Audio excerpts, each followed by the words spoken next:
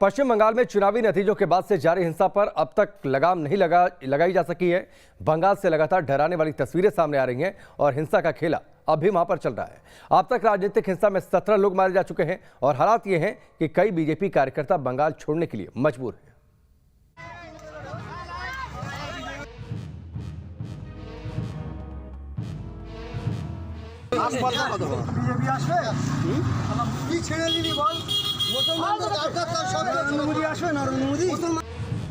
विधानसभा चुनाव नतीजों के बाद से पश्चिम बंगाल में बीजेपी कार्यकर्ताओं में दहशत का माहौल है। हर गुजरते पल के साथ बीजेपी कार्यकर्ताओं को हत्या का डर सता रहा है। आरोप है कि तृणमूल कांग्रेस के कार्यकर्ता सरेआम बीजेपी कार्यकर्ताओं को रडार पर ले रहे हैं, उन्हें मार रहे हैं, डरा धमका रहे हैं।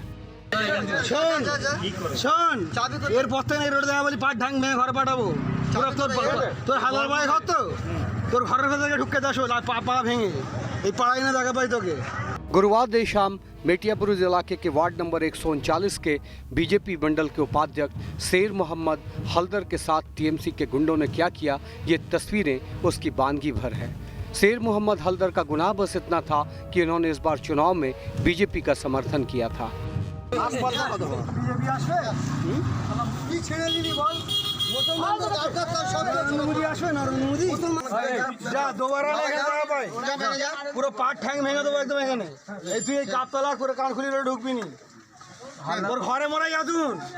चुनाव नतीजों के बाद बंगाल का ये लहूलुहान होता लोकतंत्र है जिसमें बीजेपी का समर्थन करने वाली महिलाओं तक को बख्शा नहीं जा रहा।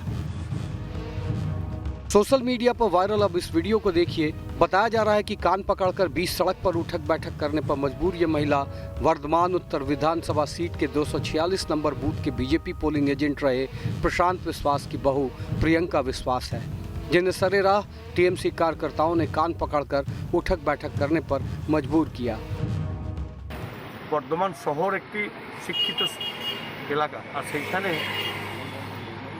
शहर लागुआ पंचायत সেই জায়গাকার পঞ্চায়েত সদস্য যার নেতৃত্বে ভারতীয় জনতা পার্টির যিনি বুথ এজেন্ট ছিলেন তার বৌমাকে কান ধরে উদ্বোস করেছে। দেখুন তার দায়িত্ব, মানুষ তাদেরকে ক্ষমতায় এনেছে আর এটাই ক্ষমতা তাদের।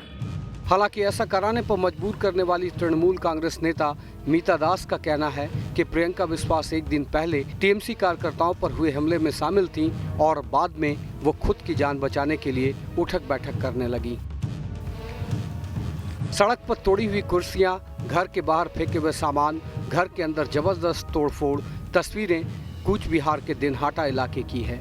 आरोप है कि गुरुवार को तृणमूल कांग्रेस के कार्यकर्ताओं ने 2 बीजेपी नेताओं के घर पर हमला बोला और जमकर उत्पात मचाया। दावा किया जा रहा है कि टीएमसी कार्यकर्ताओं ने बीजेपी नेता के घर पर इस हमले को तब अंजाम दिया जब इलाके के टीएमसी नेता उदयन गुहा पर कुछ लोगों ने हमला कर दिया था। चुनाव नतीजों के बाद बंगाल में हिंसा की पटकथा लिखने की तैयारी कैसी है, उसकी गवाही बारासात इलाके में बरामद किए गए ये जिंदा बम दे रहे हैं। उत्तर 24 परगना जिले के बारासात के सालबगान इलाके में वार्ड नंबर 3 में बीती रात 6 जिंदा बम बरामद किए गए। बंगाल में सियासी हिंसा की ऐसी तस्वीरों के बीच ही गुरुवार को अब स्थितियों का जायजा लेने के लिए केंद्रीय टीम उत्तर 24 परगना जिले के बैरकपुर के भाटापाड़ा इलाके में पहुंची। उम्मीद की जानी चाहिए कि चुनाव परिणाम आने के बाद से सियासी हिंसा और नफरत की जो आग बंगाल में धधक रही है वो जल्द बुझ जाएगी। Team news nation.